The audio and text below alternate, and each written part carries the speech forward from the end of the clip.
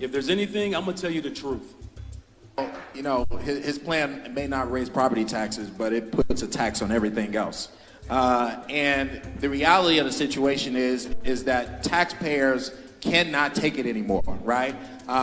We talked about red light cameras. They need to be eliminated, period.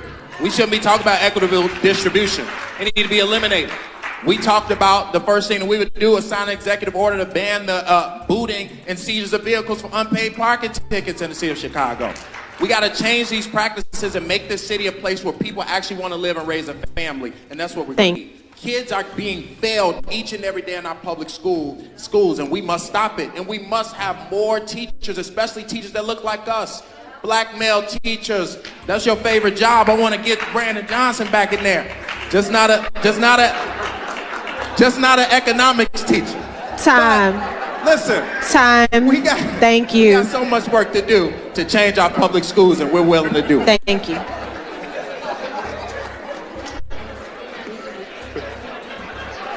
Chicago is experiencing precisely what virtually all other Democrat-run cities are experiencing. It's what economists call a structural deficit. It's where their growing expenses consistently outpace their revenues. Their growing expenses consistently outpace their revenues. So over the past decade, Chicago's expenses have risen by 64%, but their revenues have only grown by 54%. So that gap keeps widening, and politicians keep finding new things to tax instead of cutting spending. And the result has been a massive exodus of residents from the city. Chicago currently is at its lowest population in a century. And it's not just the city, the state of Illinois as a whole has been hemorrhaging residents for years now. The state lost population for the last 9 consecutive years.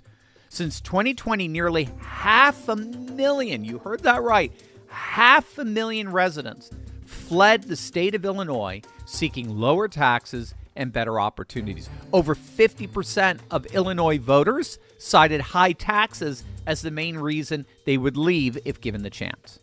And as you heard that young man point out, it's not just individuals leaving, it's businesses too. Mayor Johnson's new cloud tax, which is a tax on tech companies, his new corporate taxes, his new social media taxes, they're already driving tech companies, corporations, and employers out of the city.